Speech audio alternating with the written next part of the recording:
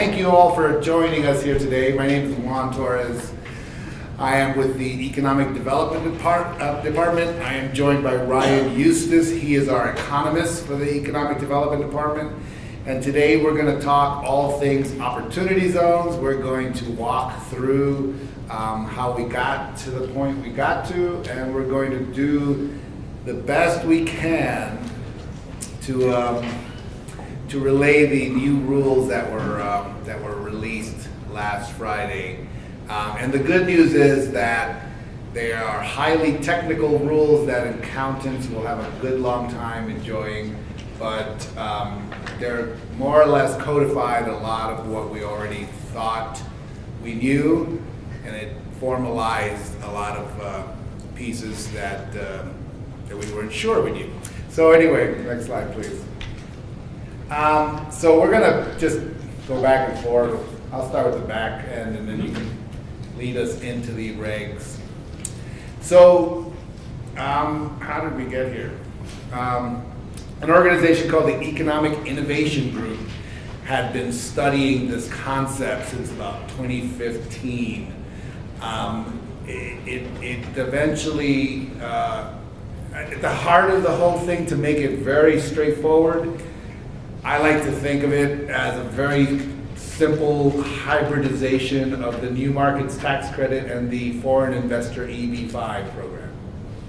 And everybody's looking at me like I'm nuts. So the foreign investor EB-5 program is a federal program to the U.S. Customs and Immigration, which allows for foreign investors to make direct investments in the United States and eventually receive a green card. They have to create jobs. The areas have to be in certain levels of distress. An individual foreign investor can do that and on their own, and they can invest $1 million towards that effort. A foreign investor could also do that same investment through a EB-5 center, which is a certified entity by the Customs and Immigration, and if the foreign investor decides to do it that way, then it's only $500,000. And then they get their green card eventually. So the center concept is that it's a third-party entity that goes out and finds these investors, pools their monies together, and then deploys them into qualified census tracts that create jobs, and then they can demonstrate that to immigration, and then the investors get the green card. So that's the part that is the equivalent to the Opportunity Zone Fund, right? A fund can amalgamate monies from a number of sources, and then we'll go into the details on the actual fund, but I'm just trying to explain how they are similar. So an EB-5 center, again, amalgamates funds from a foreign investor, deploys them into a qualified census tract, eventually produces jobs, and everybody's happy, and they get a green card. So in the fund, it's going to be the same concept. They're going to have monies, they'll be deployed in qualified census tracts, and over a period of time, they'll be able to remove their gains, and we'll talk again about the gains and the definitions of words, which were more solidified in the regulations recently. The other part of that was the new markets tax credits. So the new markets tax credits was a Clinton era invention, very popular. It was an attempt to try to alleviate blight in urban slums and things. And I classified tracts by virtue of their low to medium income, unemployment levels, and other factors. And it designated a certain number of tracts as being so-called qualified census tracts for the purposes of new markets tax credits. So the Opportunity Zone program uses both the qualified census tracts and the concept of a fund to deploy within those tracts as the key mechanism between those two programs. So in the 2017 Jobs Act, little nugget of information was snuck in there, and that was the Opportunity Zone Fund program. Zip back 24 months during the Obama administration, they moved legislation forward to create opportunity zones. It never passed. So all they did was take the Obama era law and stuck it into the Jobs Act And that's how we got opportunity zones. The law called for governors to be able to designate, so go back again to what I said, qualified census tracts. They have certain characteristics. In New Mexico, we have 249 of these qualified census tracts, and the governors were allowed to nominate 25% of those as opportunity zones. Ryan and myself and my team worked really diligently to help the governor determine what tracts would be designated. And so across the country, 8,700 tracts were designated as opportunity zones. In New Mexico, 63 tracts were designated. Next slide. I want to let Ryan talk a little bit about the selection process. So as Juan just said, can everyone hear me? Am I good to speak from here? So the mic? Good. New Mexico has 249 of these low LMI tracts, which means they're extremely poor, the housing's down, there's a lot of renters, and within those tracts, unemployment is through the roof. So New Mexico is pretty much one giant opportunity zone. If you were to really think about it in a broad sense, everything could almost qualify besides the county of Los Alamos. So this program comes to the department, and actually one of Juan's team members pointed it out. And at the time we think, oh, how hard can it be? This will be pretty simple. Well, if you've seen the jobs cut or the Tax Cut and Jobs Act, it's substantially thick, and as Juan said, this was snuck in last second. So we find this little piece of legislation, we go through it, and it's like, oh, perfect, we can do this. And you start getting feedback from other governors and from other states to see what they're doing, and we determined that the best process would be to work with the counties. And though we did get some slack from that, it worked out the best way because we believe through the outreach that we were able to do by working with the counties as well as individual economic development organizations, we were able to take a lot of the pressure off of some of the cogs who wanted to look at this and do it and be the, I don't want to say the face of it, but be the intermediary. So it was able for us to determine and send out a list to each county and say, here are your qualified tracts. Here's a tool in which you guys can fill out all the information, almost a questionnaire of sorts. And from there, we're able to get that questionnaire, have it sent to us, compile all the information, and send it to the governor. I believe we received 137 out of the 249 tracts. 129. 129 out of the 249 tracts. So it's a little disappointing that not everyone was into it, but that's understandable. From there, we're able to send it off to the governor. And as you know, things are designated in the state of New Mexico, and we're moving forward. Just one point on designations, because there seems to be some unclarity about it. So we had several requests to redesignate zones. So just to be clear, the zones are set in stone. There's not going to be any resetting of zones. I've gotten 3 emails in the last 2 days about can we get our zone redesignated to something else. So just so everybody's clear, there is no more, it's done. The zones that exist are in the record and they will remain for the next 10 years as opportunity zones. So what was in that bill? Anyway, the legislation was brief and succinct. It was 5 pages. Never pored over closely so much over 5 pages. Not a full 5 page, we're talking a column of 5 pages. Right, and it was broadly written. So it was on purpose to try to make it as flexible. I'm going to be open-minded. Try to be as flexible and be as approachable as possible. The maximum benefits are over a 10-year period, so 2026 is the date to look for. That's the final, I believe, 2026. There's some, and we'll get into the rules, there's some interesting things that are coming on, but just keep in mind 10 years. And in order to get the permanent exclusion on return on investment in the opportunity zone, you must be in there for the whole 10 years. Again, we'll go into a little bit more detail. So opportunity zones provide two benefits. First benefit is the ability for individuals or corporations that have unretained earnings to take those earnings and deposit them into a fund, and over that 10-year period, they have the opportunity to eliminate the gains on those investments. That's the first advantage. The second advantage is that they have the ability to wipe out the gains on the enterprise in the zone over that period of time. All right, so here's where it gets really interesting. If we've lost you already, we're sorry. It's been an uphill battle to try to understand every piece of legislation that kind of comes out of this. So if you've ever read or seen a piece of legislation, you'll see kind of the description, and then you'll interpret it, and you'll think, oh, this makes sense. And you'll flip a couple pages, and you'll see definitions that define, hey, this is exactly what they're talking about. But within this, you'll have within the opportunity zone, you're able to invest in opportunity zone businesses.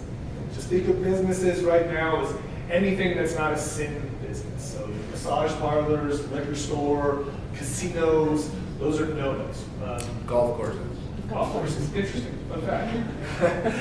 So from there, you're able to say, okay, you can take a step back and realize within this census tract, there's all these businesses and ideas that we're able to invest in, or you're able to do it.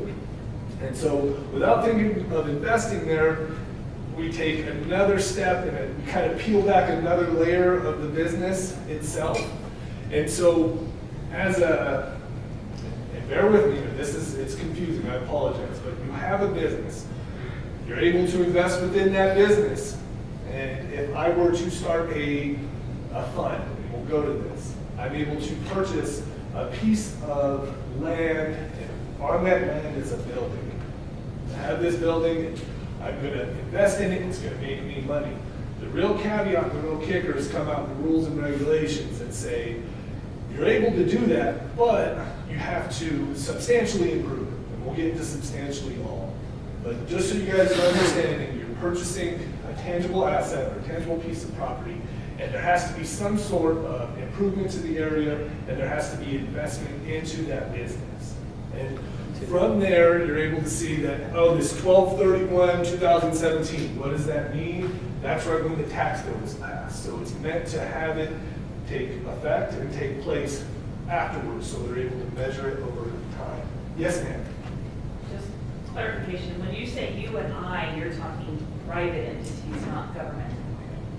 Correct. There has been, and I have been banging my head on this for a while, is in the early on research, I was looking up capital gains and whether a government entity at a local municipality is able to do that. And I heard that through the grapevine of conferences and phone calls with the Treasury Department, and I can't pay. So when I say you or I mean you or I as an individual person, or you or I as a business, private, because a business is considered a person, as a private group. So I would take off the government hat when I'm looking at this, and it will kind of help you understand who this was written for and what its intentions are meant to be.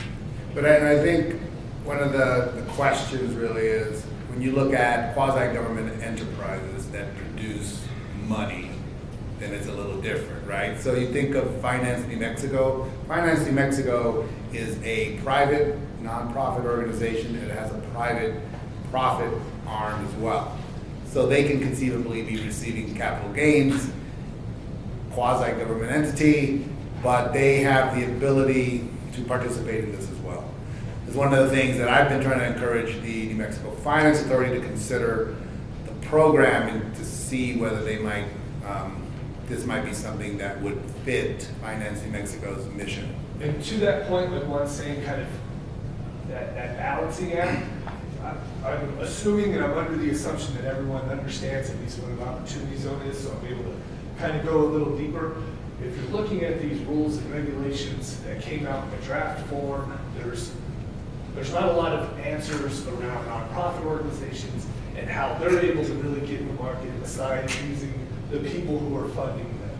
So there's still a lot of unanswered questions, and as Juan was saying, he hit it right on the head. It was broadly written on purpose. There's There's a reason behind that. It's meant to have a flow of capital into these areas. One of the things that's emerging is the role, or the question that's emerging is what role private foundations might play. And I think it has a critically important role because they have access to high net worth individuals that have unretained earnings. They have a desire to deploy those funds to make, again, to go back to what makes an opportunity zone. It's an area that presumably has high unemployment, the LMI is low, medium income is skewed. It might be blight, it might be various aspects that want to be developed. So the big balancing act in the current state of play is what's the role of the private sector, what's the role of the community foundations, what's the role of the government in this? You have a question, sir? Yes, real briefly, and I'm sure you're going to get into this, but the intermediaries, you mentioned establishing of these funds, that we can take these unrealized gains of That's other our business next slide, interests. yes. Okay, so then I'll stand by that. Yeah. Thank you. Ready for the next slide? Yeah, I am. I'm ready. Go ahead. So, talking about critical, you've been reading our slides. Yes, okay, sir. So opportunity funds are the critical areas of investment into the zone. To benefit from the incentive, investments must be made through a qualified opportunity zone fund. So in the last slide, you saw in red QOF, Quality Opportunity Fund, not to be confused with the opportunity zone itself, which is an important distinction. The fund decides the year, and I don't know how deep we want to get into this, but what we're talking about is the 180 daily rules that what constitutes the 180 days. And for the purposes of this discussion, this is kind of moot. If you're starting a fund like Deborah Burns back there, then it's important. For us, in the rest of the world, it's not that important. It's important for us, so we have to explain it to people, but basically, it's the time in which you realize that capital gain and then deposit it into a fund. Reading the rules, can't imagine how many possibilities there are for this situation, which I never really thought of. But they talk about what if you have multiple investments that are closing over a period of time during the 180-day period? What's the date that the 180-day period starts and ends? It's explained in the rules. So if you really needed to know that, we can figure it out. The fund determines the 6-month period for the 90-day percent asset. So 90% of all the funds in the opportunity zones have to be deployed in an opportunity zone. But they don't have to be deployed in the same opportunity zone. So, but at least 90% of the funds deposited in there have to be deployed in an opportunity zone. And if I could just take a step back and to maybe add a little clarity to how this fund becomes. Anybody in this room can start a fund. You will fill out this beautiful instruction form that Juan handed me a couple days, your 8996 form. It attaches with your federal income taxes. We don't recommend that though. As you can tell, this is deep stuff, and they're trying to put something in a box, and the Treasury Department is trying to find something, place it in a box, something where the original idea was meant for it to be free and open, and to let the market sort of dictate where things are going. Yes? So I don't want to interject, but appropriately we can identify this transaction as a 1030 exchange in the real estate transaction where you forego the capital gains in one investment vehicle, as long as you reinvest that money within 180 days into another investment vehicle that is classified in the opportunity zones. Those gains and any gains that are realized within that 10-year period can be offset as a part of this opportunity zone. The short answer is yes, but the 1030, I think it's 1038 exchange. 1030. Yeah, the 1030 exchange, totally different.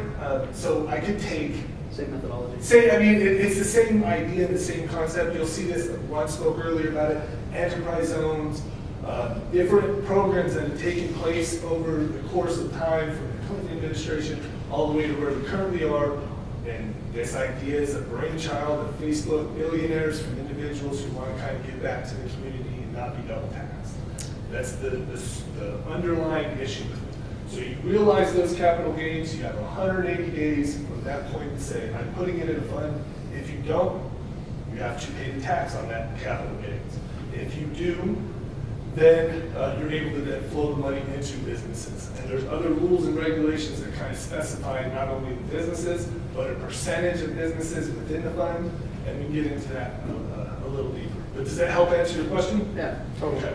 And it's no mystery that the person at the head of the administration is a real estate agent. Go figure. So, And if you don't think this is a real estate, it's a real estate stream, vehicle. It is a real estate stream. It is huge. But but beyond that, it's a positive thing. It is. So, and the reasonable time, so again, the questions that were brought up, what's a reasonable time, what constitutes 180, all those questions have been addressed. And just so everybody understands, there's a 60-day comment period. So we'll post the rules on our website. If you have a sleepless night, you can sit around and read it. And you have the ability to submit your comments to the Department of the Treasury for the next 60 days on these rules. It doesn't mean they're going to change the rules, but your comments will be recorded. One more thing on this 180-day period that I think is important, because there may be someone in this room who says, I'm going to do my own fund, do with it as you please, or you want to go ahead and have at it.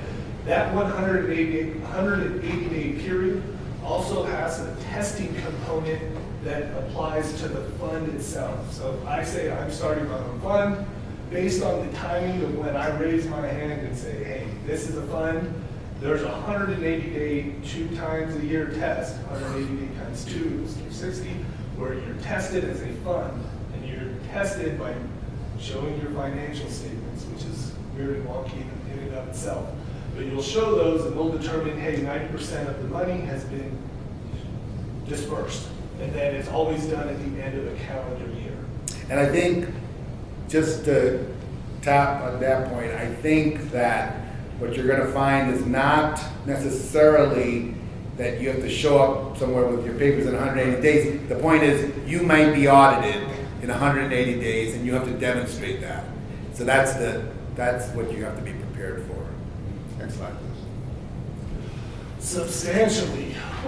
If you read this 74-page document, you will see substantially all, substantial improvement. You'll see these real big words. And you're like, well, what does that mean? What does substantially all mean? In my mind, it could mean 10%. In your mind, it could mean 50%. Well, in there it's saying substantially all of your investments have to be within an opportunity fund or opportunity zone. You have that 90% is invested out of fund. Substantially all has to be within a business within that zone. Well, the substantially all is 70%.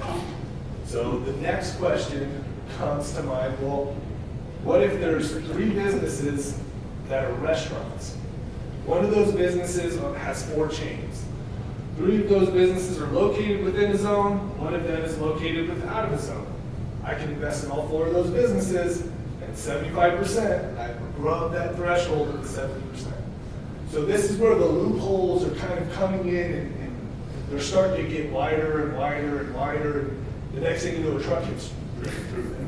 But that's what's meant to happen in this. Exactly. So there, as I mentioned, 8,700 designated zones across the country. We have mapped out, or Ryan has mapped out, the 69? 63. 63. There's going to be a test at the end of this. The 63 zones. And just go to our website. Is the new GIS map up? Or? It is not up on our website yet.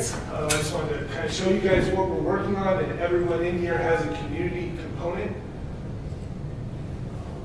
Hopefully. We'll see. If not, it'll be a big long. Or you can go to our website Exactly. that way. But It's not people. Okay. So Ryan is working on with a group to set up our own GIS layered map. So CDFI has a layered map, a few other entities.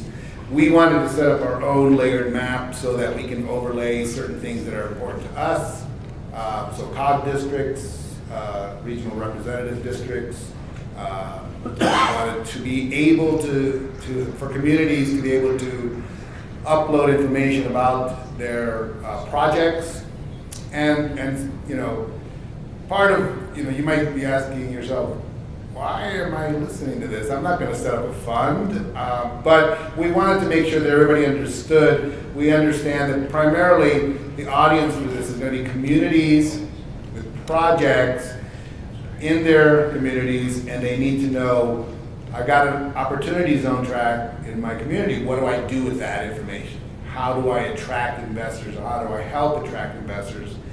And we thought it would be important just to understand what the investors are looking at in terms of deployment and some of the rules there. But ultimately, what we're trying to do is to provide a vehicle whereby as communities get more educated on this, they're able to change their projects, add information, and they'll be able to do that on our website through the tool. One of the things that, if anyone filled out that information I was explaining earlier, how we collected it and then sent it off, well, we collected kind of a snapshot of what was going on within that census tract, from a big picture plan to here's everything that is in place in order for this big picture plan to occur. An economic development organization is located within the tract. There's a plan in place, so we're able to know, as an economic development state agency, okay, their stuff is together. So we started compiling that. There's 63 tracts. I was able to do a 63 track scrollable map in which you're able to see on this track, here's what their plan is. Here's what's available in this track. What I'm not able to get is how much available space is there. What is taking place? Is there another investment vehicle that may be underway, whether a private company has come in and they're going to be doing a project X. So here's something that can fit into it. So we've been talking and discussing about how do we gather that information and what we're able to ask you guys to provide to us, because in my mind it's working to where it's something that's available to individuals, not only communities, but more importantly people who may be looking to invest. And they say, hey, what's going on in the state of New Mexico in Santa Fe? And they click, oh, here's this opportunity zone. Wow, that's right up my alley. I'd like to get involved in that. There's a contact name, there's a state representative or a regional representative who's able to funnel that information and make sure it's collected and they're passed on. Because this is kind of a big deal in the sense that there's a lot of money that's sitting on the sidelines, but it's also, this isn't a tool that's going to save your community or save this census tract, because 25% of every other state has census tracts. So what makes it unique is what we're looking to gather. So we'll be hoping to push that out in the next week or two. Once I have my kid and get back into the office, we'll kind of spread all that information out and then compile it again and get some cool, pretty pictures to accompany. You're barely showing.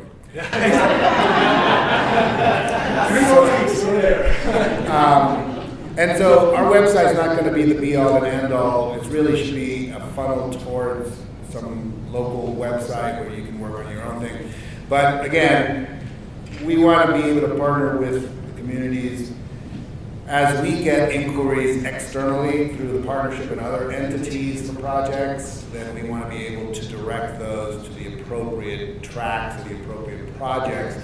So some of the things that communities should be thinking about, again, it's nothing new, it is nothing really earth-shattering. It's just now more focused on the projects in your community in those qualified census tracts, the kinds of things that you need to start doing or you should have done. Chances are there are some projects in those zones, otherwise they would not have been designated to begin with. But we really want to critically kind of underscore that component. So I'm happy to say that, I'm happy to announce, I guess, Deborah, that we have one fund in New Mexico. Deborah Burns is with Invest US, and she is opening up a fund. And so I wanted to introduce her to you and give you a chance to ask her a million questions.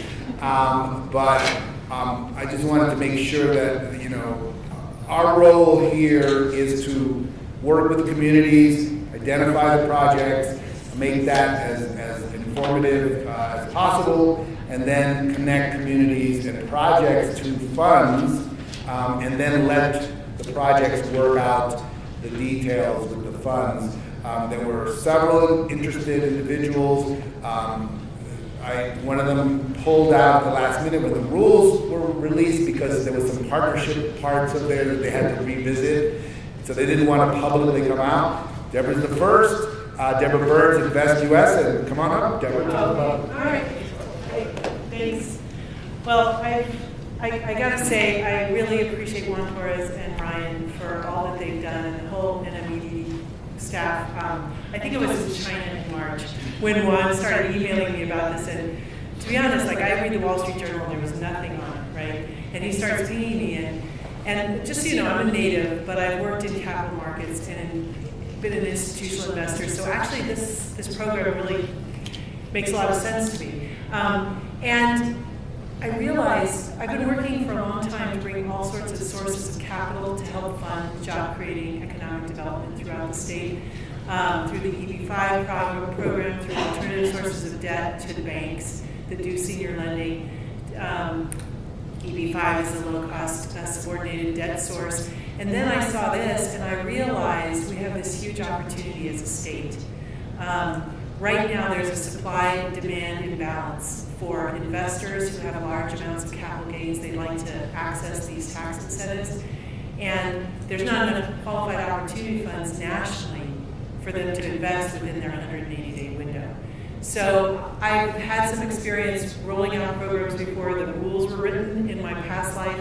And so it's been about 4 or 5 months since Juan and the staff made me aware of this, researching it nationally and talking to people who are talking directly with the IRS and the Treasury Department. And there are some gray areas still, but there are some straight down the fairway, very clear-cut ways to deploy qualified opportunity fund capital as cash equity into communities.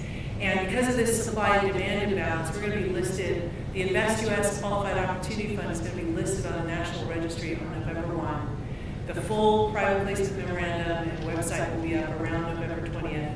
And we will be registered with the SEC and taking down subscriptions from accredited investors nationally, of course in the state as well, as of the middle of December. And the goal is to attract this money to our state before everybody and their brother across the country has a fund. Because if we wait till next year when everything's been published in black and white, we'll be at the end of the line again. And so right now what we're doing is I'm going to feature a few projects around the state in the offering materials. But I want to make you aware of a few things on how this can really transform your community by using your opportunity zones. Opportunity funds can acquire land, buildings, equipment, and eventually when some more of the rules are written, maybe before the end of this year, they can buy partnership interests and stocks in companies. So I'm a long-time institutional investor.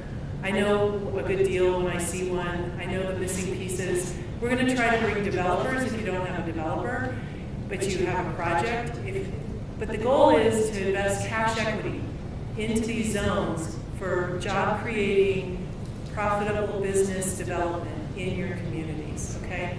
So I'm not going to go into all the details. Yeah, Can I ask please. you a question? So I know I have received a ton of information from communities where it's, hey, we're wanting to do an opportunity project within our area, and I'm funneling as best I can before I say, hey, here's the only one I know about. But a lot of the smell tests and things we're looking, at least I have it in before I pass it along and making sure they understand if it's a return on investment. Right. Are you, So, am I on the right path, or should I send anything to you? well, should they send in look, one? I'm here to serve the community, so, you can call me, but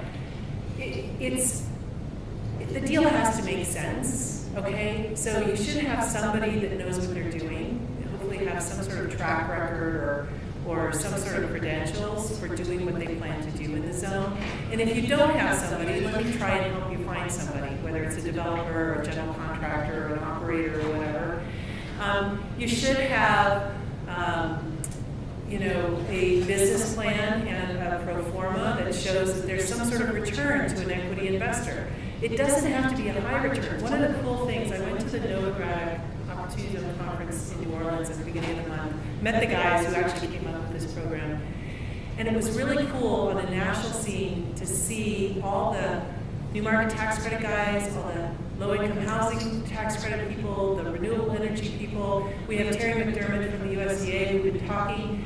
I think there's a huge opportunity to take all those already existing incentives and the programs that the USDA has, HUD, EDA, all these agencies, and work them together on a project. So you take an affordable housing project that doesn't normally have the returns to attract equity investors, and you layer on these incentives, and suddenly, I can invest in it because with all those incentives, there's a good return for the investors. I've been told I'm going to feature projects that are in the 14% ROI range before the tax benefits, but I've been told there's such a lack of investments out there that deals are getting done with 6 and 8% return on investment around the country because investors only have 180 days to invest or they lose the opportunity to get the tax benefits. So we want to try and capitalize on that. Please get this information out to your communities. I'm fielding calls daily because I have to have a pipeline. Because if I get all this capital, I've got to deploy it into projects all across the state. And if you have questions about how to make it work, you're welcome to call me. And I apologize. My tours with Juan and Ryan have totally wiped me out of business cards. They're on their way. But I will give you my contact information. If you give me your card, I'll email you, or you can, yeah. So Deborah, could you give us a kind of snapshot, idealized projects? Is it 14% internal rate of return? Rate of investment, return on investment. Return on investment. What are the characteristics of a project you're looking for in terms of size, in terms of industry? Well, the nice thing about this is it doesn't have any sort of minimum or maximum size. So I'm talking to one chain of senior assisted living home developers, right? Those cost like $1 million, and they need like 20% equity, and they could do a lot more senior assisted living homes if they could get an equity partner to partner with them because they operate them all over the state. And also maybe some alternative sources of senior debt. You should have some senior debt because that boosts the return on the investor. But we can help you with that. Sometimes banks want, personal guarantees. We can find lenders that only need completion guarantees and other things that help make the deal work. They should have a proven operator and some justification for the revenue stream. So for instance, I'm talking to a multifamily project developer in Las Cruces right now. And I said, look, I need some comparables. I believe what you're saying, that there's a need for this multifamily, but I need to see that the unit size and the prices and everything else. There's a market validation that underlies the assumptions you're making in your projections. And if you're going to raise equity of any sort, or if you're going to get a bank loan, you're going to have this stuff anyway. So it's nothing really out of the ordinary, but I can help with missing pieces. So don't wait until you've got the whole thing together. If you think you have a project that really has a huge need, and you're trying to figure out, how do I make this work? Give me a call, and I will try to my best to help you. Questions? I have a thought right here. Yeah. And I work at the county, so can the county work with you and use IRBs? Absolutely. To try to Absolutely. bring in a business? I got here late because of the narrowing of the lanes on I-25. I didn't time myself right. I don't know what Juan and Ryan already mentioned, but some of the states are actually layering on additional incentives to try to attract national investment into their state. We actually have a great advantage because our capital gains tax here in New Mexico follows the federal tax rules. So without doing anything in the roundhouse in January, we're going to be one of the more attractive states to invest in because people will get the same state capital gains relief that they get at the federal level. And we'd love to work with the county or anyone else in terms of layering incentives to make these projects work. The goal is to make projects work that wouldn't make work before. pushing these incentives make the return on investors high enough that maybe they didn't make any sense to attract investment before the incentives, but now with them. And Terry McDermott and I were talking about, just to give you an example of how you could maybe use a qualified opportunity fund. The USDA has the ability to make loans to individuals for homes and provide grants. And Terry, you correct me if I get this wrong. But the houses have to be up to code. And in this one community, they're focusing on, I think, the Navajo reservation, none of the houses are up to code. Well, if we could figure out some business partners, the fund can go in and buy below code houses, employ a GC to bring it up to code, and then turn around and know that Terry and the USDA would be there to lend and provide grant money. And that's one way to collaborate, where the qualified opportunity fund can be the catalyst for making all these other incentives and programs work, along with the IRBs and new market tax credits or other things, to just get projects that would never get funded done to create housing, jobs, healthcare, senior living facilities, whatever the community needs. Does that make sense? Just real quick, Juan, let me jump in and out on that. The nice thing about New Mexico's incentive package is whether we're talking about IRBs, LEDA, GTF, manufacturing investment tax credit, they have to do them, but they're all stackable. Right. One of those is you can't use, if you use one, you exclude the other.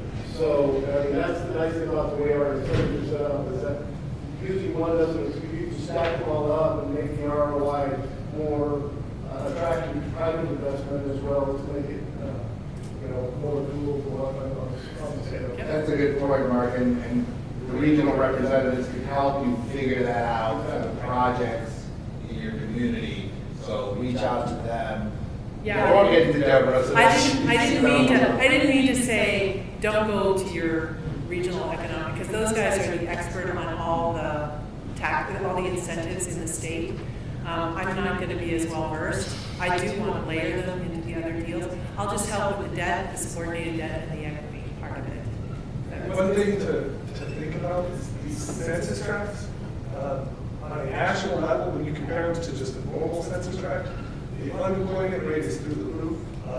They're typically run down, beat up areas, and those are where deals tend to fall apart. So this is meant to bridge that gap. So if you start where the area you're fixing, you can kind of then begin to layer on incentives to make it super attractive. Right here, and over there.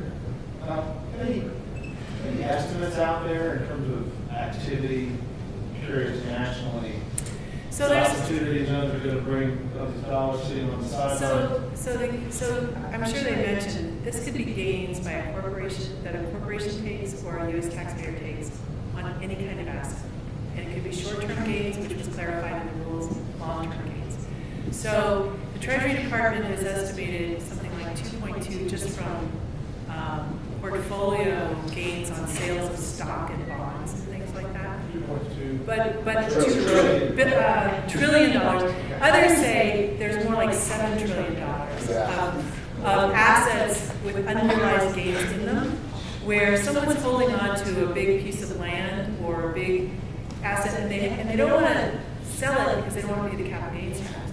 So this is a brilliant way to allow people to get out of assets that may not really fit their needs anymore and redeploy. And to your point about the difference between 1031s and this, in a 1031 you take all your proceeds and put it into new property. In this, you only invest the gain.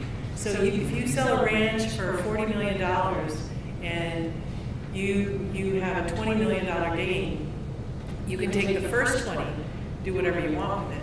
Only take the $20 million gain, put it in the fund, and you get all the tax benefits. I see a slight difference in the fact that you could do a 1031 exchange and sell vacant land for vacant land, or exchange for vacant land. With this, you guys substantially improve it. Well, that's Transfer, right? So if you're buying land, you're not, this program isn't addressing the land price, it's addressing the building price. So the land price isn't even accompanied in your substantial improvement. So it's really advantageous. You're looking at a building that costs $1 billion. So when I purchased the building, a whole lot, land and buildings is appraised. We're going to take the land and subtract it the total appraisal to get you what you're looking for. Does that make sense? And there's 4 entities in the United States so far that have emerged, besides Deborah, that have announced that they're set up funds. They're each in the $200 to $300 million range is what they're identifying for what they're going to get or what they're going to try to attract in terms of investors. One is in New York, and one's in Texas, and one is in California. The second one that's in California is in San Francisco, and they've identified the Southwest as an area that they do want to deploy funds in. So, besides Deborah, again, there's other, and conceivably there's a lot of partnerships.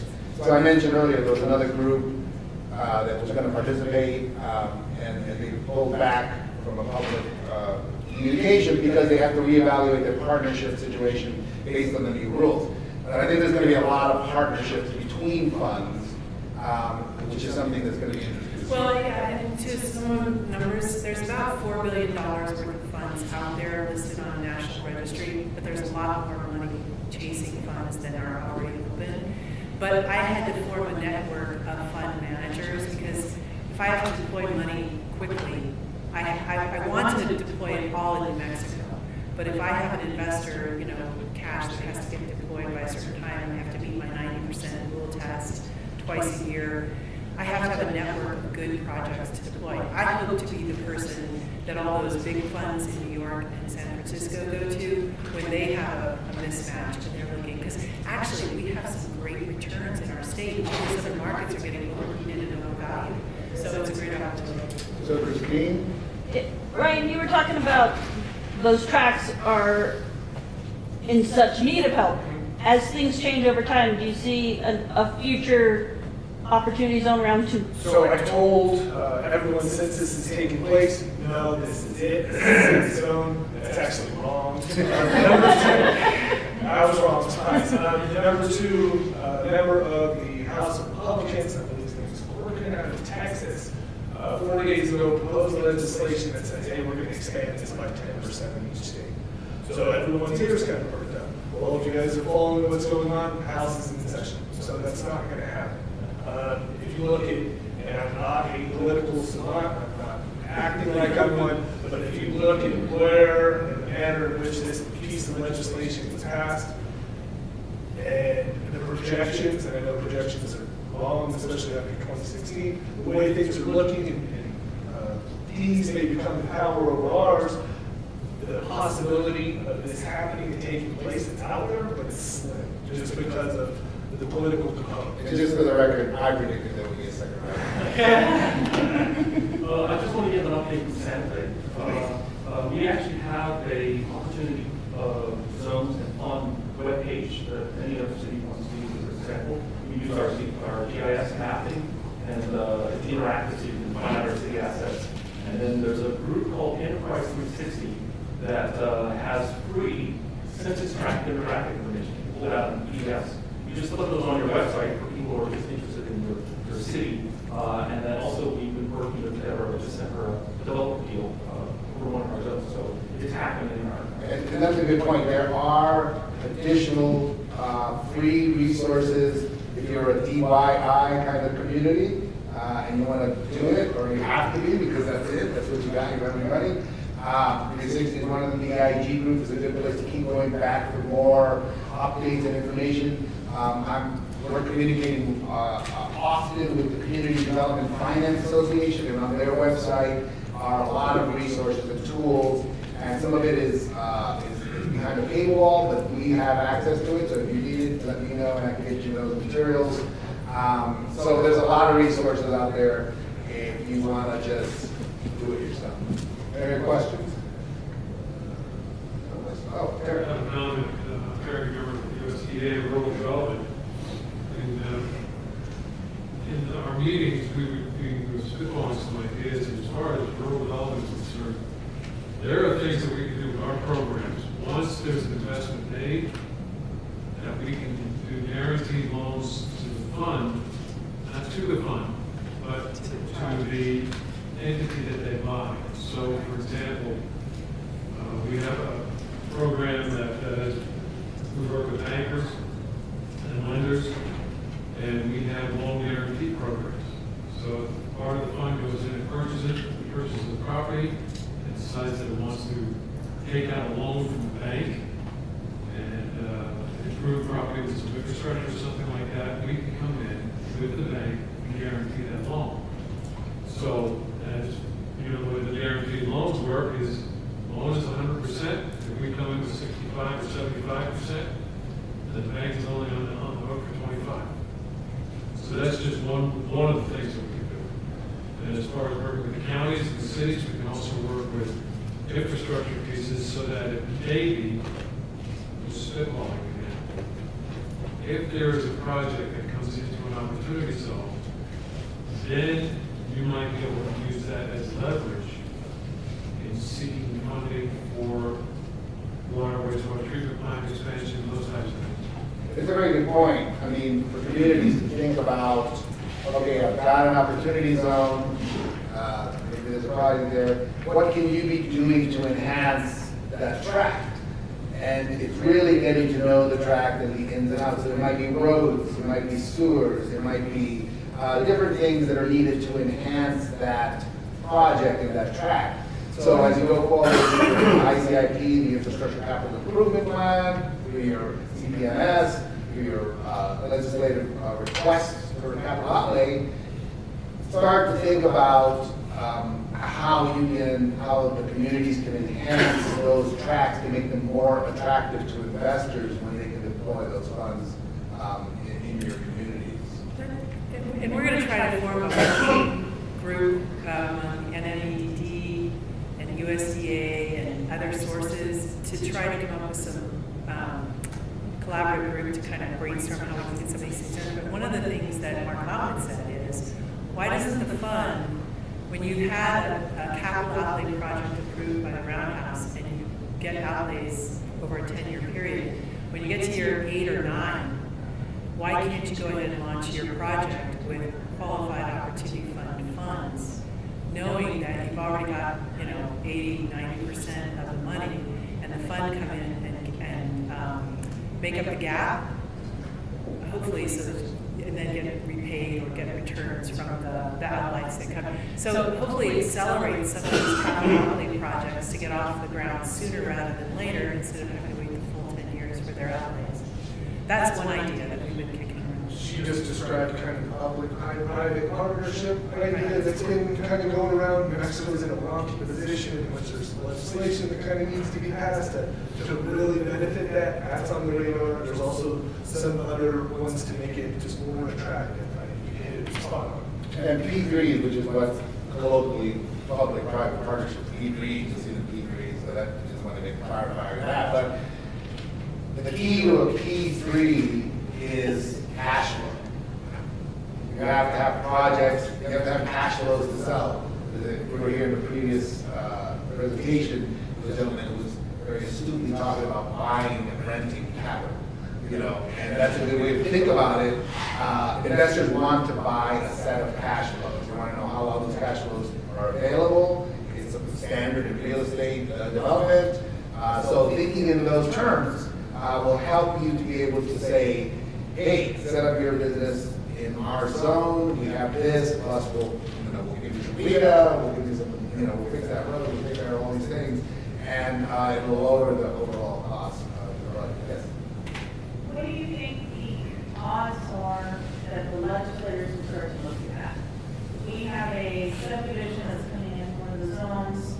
If it's a private road, we insist, we, the county insists that the subdivider does the roads, but the roads to get to those roads could be awful at the county roads.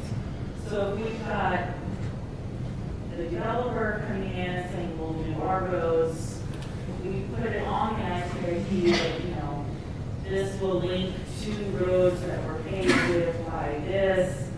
Do you think they're more likely to try to fund those, or are they going to see it as, if you've got that money coming in, you should just be able to do it yourself? I mean, it's... I think that we're going into a legislative session, and there's a lot of very smart people looking at the same thing.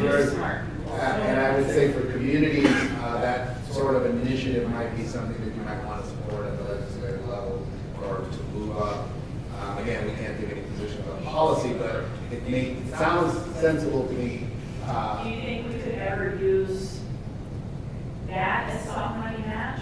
Some of this match? One of the things I would tell you to do is to take a step back and genuinely focus on just the education component, and not only you guys in your community, but also who represents that community, to make sure they understand fully and they have thought this process through before they show up and say, I have an idea how to use capital outlay, here's how we start something new. People hear something new, their eyes kind of, their hands go up. This is a weird time legislatively, there's a lot of estimates of money that are unexpected to the state. So if that's something you're thinking, I would really highly recommend them, or you sitting down with them so they understand what everything that this involves and how it can fit into the grid plans for the year. And having worked with EFA and CDMS and IZOP, I can tell you that if you identify in your eyes, I just want to make sure I'm not using too many acronyms. Infrastructure capital improvement plan, which has to be submitted every year. Yeah, they're already in that. Right. That if you in that plan identify first and foremost, this is an opportunity zone, this road will connect the project to the opportunity. So you make all of those pieces part of it. I think it would enhance the scoring on that. And to what Juan just said, you're doing this every year, and the idea when Juan and I last did this webinar was there's a time frame for opportunity zones to get this in. It's the end of next year. That's not true. The tax haven and tax benefits in place till 2047. You have to make, the deals take place by the year 2027, when this whole bill sunsets. So if you can start planning and get that ready, and have a yearly way to show how this is going to work, not only from a private standpoint, but from a public standpoint as well. And you don't have to have, the 10-year window people focus on, but again, depending on what the gain is, depending on what the return on investment is, you might make enough rate of return in a 5-year window for your project. It just depends. But the 10-year window is a good thing to keep in mind. But if you're pre-planning infrastructure improvements and having to hit ICIP timeframe windows, getting capital outlay at that legislative session, getting a grant agreement in June or July after that, and then you're having to time all that with an investor having 180 days. Absolutely, right? 180 days once they realize those gains. I can be sitting on $1 million gains. They have to invest in a fund in 180 days. Okay, so in a fund And the fund has to be 90% deployed in qualified opportunity zone business property twice a year. Okay. That's my problem. Yeah. And so I can't take money in that I can't get deployed to meet those tests every year. But one of the great things that came out in the guidance is, what if you have a development project that's going to take 2 years to build? There's limits on how much cash can be in the opportunity zone business, but I got to deploy it. They came out with rules and said, as long as you have a plan to deploy it in that business over a 31-month period, it's counted as meeting the requirements, which is huge for me because now, if I have a project that has to have money go out, over a 2 or 3 year period, I can do that and meet the requirement and commit a lot of capital to go into that over those 2 year periods. And I think as more rules come out, there'll be more and more flexibility to accommodate. And that's why it's important that Deborah and people like Deborah set up funds at the local level, because when the big guys start collecting money, they're going to find that they have to quickly deploy it somewhere. And there's going to be these smaller ones, and the ones that have their projects in place and are turnkey and ready to go, that's where the funds will flow. I'm sorry, what is the name of the plan? So you can't find it right now. It's the Secretary, you can find it on the Secretary of State's website. It's the Invest US, one word, Qualified Opportunity Fund, Inc. And it'll be on a national registry on November 1. And there'll be a placeholder website somewhere around November 1. The full-blown website with the offering materials will be around November 20th. And It'll be that's linked fun. on theirs. I'm sorry? I was saying, it's funds set up, and we we get the information back, then we will send out press releases. We were hoping to do that before today, but it's such a moving target. Very soon there'll be a press release when we have funds that we all agree to the parameters of the press release, that we'll send that out. Any other questions? Closing thoughts, Deborah? Well, just also, needless to say, you have high net worth individuals who could have capital gains who will have not even heard of this yet. You'll be doing a great public service for your community to get accountants, bankers, financial advisors, tax attorneys. I think they should know about them, but a lot of them are sitting around waiting for rules, and that's not helping their clients. So you should make them aware that if they're going to miss the 180-day window, there is an opportunity for them to put the money in and work and make it work here in New Mexico instead of in New York. In the oil patch, there'll be a lot of people who Yeah. don't realize capital gains. One final thought, Peter? Yeah, as regional rep, a lot of the stuff we get is very timeline oriented. And so I'm just thinking in very simple terms, because I know we're getting these questions in the times. If we have all our ducks in a row defining incentives from USDA, our department tax breaks, LEDA, JTIP, and we bring the project and the ROIs delineated clearly, and what could we say to a potential customer who really has the project lined up, how quickly these funds could be invested in the project? I know that's putting on the spot, Well, but it's, I'm what working we get hard. all the time. I'm working very hard to have meaningful amounts of capital to deploy in first quarter of 2019. okay. Okay, and thereafter. So I'm hoping to build a list of deals that could be shovel ready first quarter, second quarter, third quarter of 2019. So we bring you the deal, and then it's up to you to meet with your investors and your analysts. Well, I have say to do what- the due diligence, so I'm the Right, right. I'm the fund manager, so Okay. with a few very talented people with me. And that'll be getting towards the first 180-day deployment. Exactly. That's right. So look for the winter, January, February. I think people are gonna have to move money if they've already started setting up a fund. They're gonna be forced to be pushing money out early spring. There's two schools of thought here. You have your venture capitalists who are jumping in, they're going after it. This is the way they made money the whole time, taking risks. And then you have your large investment bankers who are saying, we're not touching this until we have something in concrete. The same thing is going to apply to when a company or a project is looking. Does this make money? Who's the person I need to speak to find this? And that's the hard part, is the connection aspect. So you got the website. And again, going back to the fundamentals, know the projects, know the tracts, get to know them. If you need help with that, the regional reps will be there to help you. We're here to help you.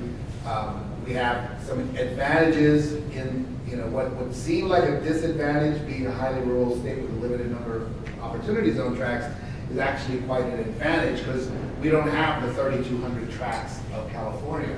So we can concentrate very clearly on our 63 tracts and help the communities to kind of deploy the projects built there. Terry. One quick note on the ICIP.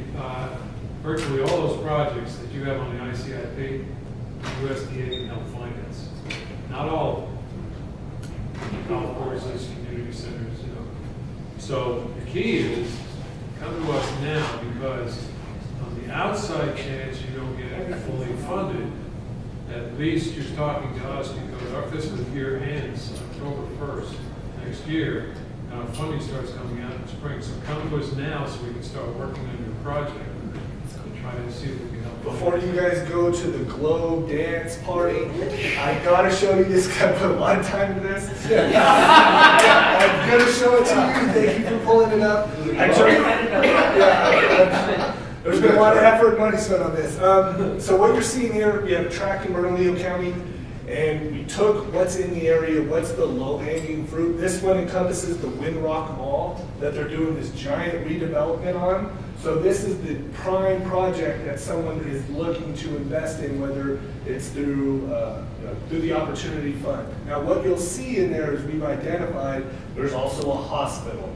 There's 2 school districts. It's right next to Uptown, and you can see it here on our map. It's right next to a hotel that runs along adjacent to I-40.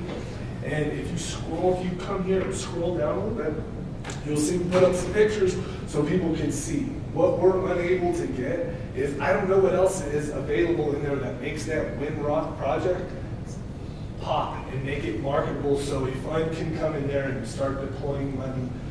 So just so you know, I'm talking to those guys and they're getting interest in Yes. their project from across the country. I think they're gonna go into my PPM, but it's not exclusive, you know, you can attract investment from across the country by getting listed with these guys. So when I hear that, I go, holy cow, not only did I waste time doing all that, but what's the next project in that area? Is it gonna snowball? Look, Windrock's taken care of.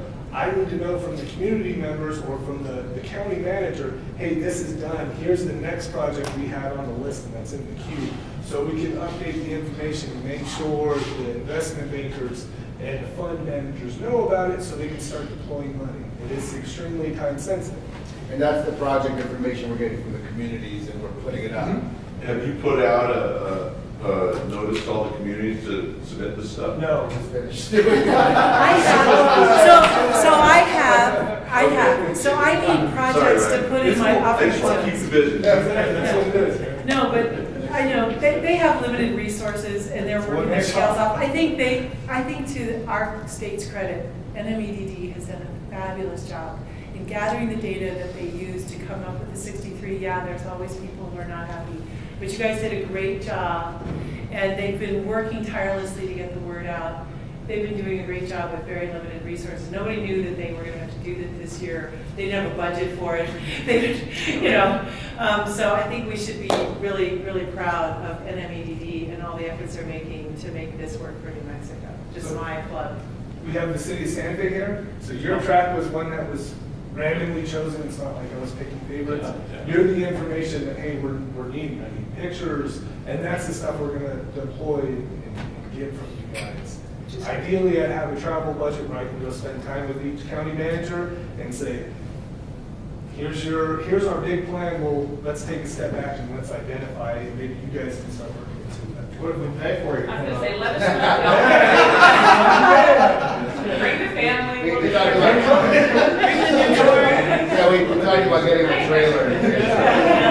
So then we'll take care of it. Just let the Eustice clan come up and hang out. We're fun. I had an So extra bedroom, you come together. you say that for one night. No, bring, you go home, you got the cat. So the final piece that I'll just mention, and again, if you were in the last session, it's just following with that.